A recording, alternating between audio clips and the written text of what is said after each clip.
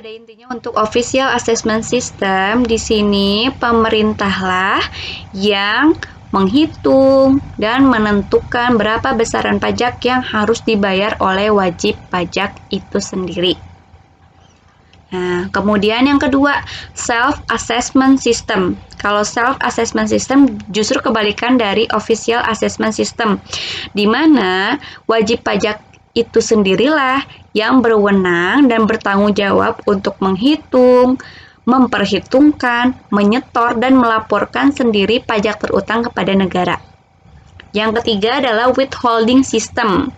Nah, kalau withholding system ini sistem pemungutan pajak yang memberikan wewenang kepada pihak ketiga untuk memotong atau memungut besarnya pajak yang terutang oleh wajib pajak. Jadi pernah dulu di Indonesia menerapkan sistem withholding system di mana ada satu pihak atau satu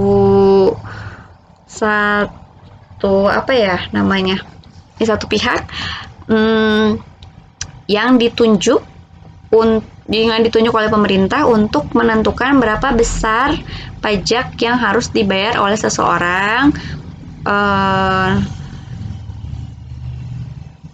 nanti ditagihkan kepada wajib pajak orang tersebut untuk dibayarkan melalui perantara si withholding system ini gitu.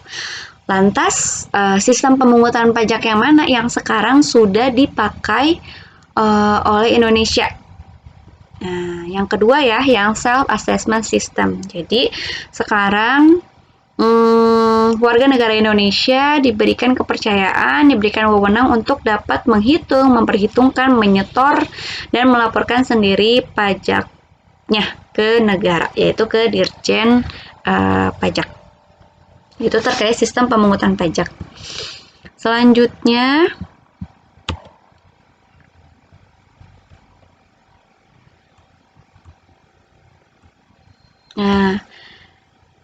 syarat pemungutan pajak. Jadi, syarat pemungutan pajak itu ada 5. Yang pertama, dia harus adil, harus sesuai undang-undang, harus tidak mengganggu perekonomian, kemudian harus efisien, dan harus sederhana dalam pemungutannya. Oke, kita bahas satu-satu. Apa sih maksudnya pemungutan pajak itu harus dilakukan secara adil? Nah, jadi untuk pemungutan pajak dilakukan secara adil, di mana pajak ini tidak boleh pandang bulu. Misalnya orang kaya, orang yang pendapatannya lebih besar daripada orang lain, dibedakan gitu. Misalnya lebih kecil dipotong pajaknya, sedangkan orang yang gajinya pas-pasan, pendapatannya pas-pasan, malah dikenakan pajak yang justru lebih besar. Nah, ini harus dipungut secara adil pajak tuh supaya tidak menimbulkan kecemburuan sosial. Itu yang pertama. Yang kedua, pengaturan pajak harus sesuai dengan undang-undang. Ya, jadi harus berlandaskan hukum. Jika tidak ada landasan hukumnya, yaitu tertuang dalam undang-undang atau UU, maka pajak dianggap ilegal. Jadi, pajak yang dibayarkan oleh masyarakat, oleh wajib pajak itu harus berlandaskan undang-undang. Gitu. Kemudian yang ketiga, pungutan pajak tidak boleh mengganggu perekonomian. Nah, ini sudah jelas ya. Jadi jangan sampai dengan adanya pajak ini malah menghambat investasi dalam negeri atau malah membuat lesu perekonomian, membuat lesu usaha UMKM. Kemudian malah tidak mendukung pengusaha-pengusaha mikro. Nah, jangan sampai seperti itu. Yang keempat, pemungutan pajak harus efisien. Efisien itu jadi harus tepat sasaran, tidak bertele-tele, tidak menghabiskan banyak waktu juga tenaga yang berlebihan ketika hendak memungut pajak. Jadi gini pada intinya, misal nih dalam setahun ini pajak yang harus dipungut oleh Dirjen Pajak misalnya harus kekumpul 2 triliun. Tapi ternyata biaya yang dikeluarkan oleh Dirjen Pajak itu sendiri untuk memungut pajak kepada masyarakat justru lebih besar pengeluarannya. Misalnya 2,5 triliun. Beli kertas lah, bayar biaya transportasi buat mungut pajak ke wajib pajaknya. Yang ada kan malah negara dirugikan ya. Harusnya kan negara untung nih mendapatkan pendapatan dari wajib pajak. Tapi pemungutan pajaknya tidak dilaksanakan dengan efisien. Yang harusnya tadinya menjadi pendapatan malah menjadi beban. Ya, malah minus lagi karena bebannya lebih besar daripada pendapatan gitu. Jadi, pada saat memungut pajak diharapkan Dirjen Pajak sudah bisa membuat rincian dan perhitungan dan perencanaan berapa besar pendapatan pajak yang akan diterima nih kira-kira pada tahun ini dan berapa besar beban yang akan dikeluarkan pada saat proses pemungutan pajak tersebut. Karena tidak mungkin kalau tidak ada biaya pengeluaran dalam pemungutan pajak.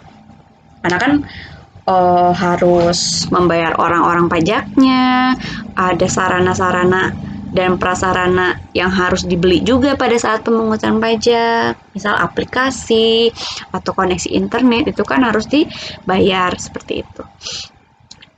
Dan yang terakhir, pemungutan pajak harus sederhana, tidak berbelit-belit, memudahkan setiap wajib pajak untuk bisa menghitung beban pajak yang harus dibayar dan membayarkannya pun dengan cara yang mudah. Supaya apa? Supaya masyarakat juga sadar dan mau untuk membayar pajak. Kalau misalnya bayar pajaknya aja udah sulit, udah dibikin ribet, udah dibuat rumit.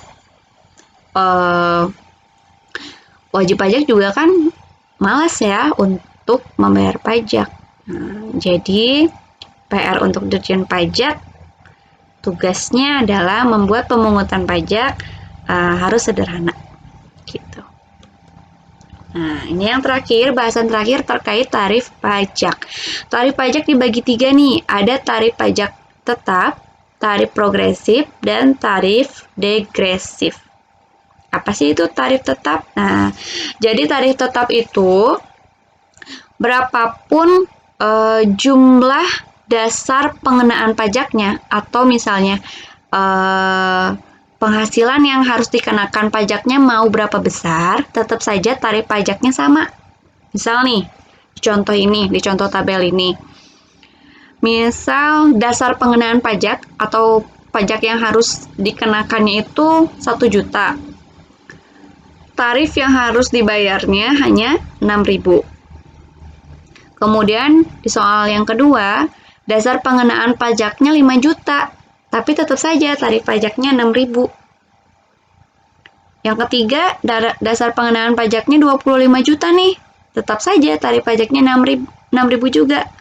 Dan di poin terakhir, dasar pengenaan pajaknya 50 juta nih, dan masih sama tarif pajaknya 6.000. Kenapa, Bu? Karena tarif tetap itu adalah tarif di mana jumlah tarifnya atau angkanya bersifat tetap, ya. Mau seberapa besar atau seberapa kecil dasar pengenaan pajak itu sendiri, pasti tarifnya sama, flat, gitu. Beda dengan tarif degresif. Jadi, tarif degresif ini adalah penetapan tarif yang persentase tarif pajaknya semakin menurun jika dasar pengenaan pajaknya semakin besar. Nah, misal nih, dasar pengenaan pajaknya 50 juta, tarif pajaknya 30%. Tapi kalau misalnya dasar pengenaan pajaknya 500 juta, tarif pajaknya justru menurun menjadi 20%. Dan Kalau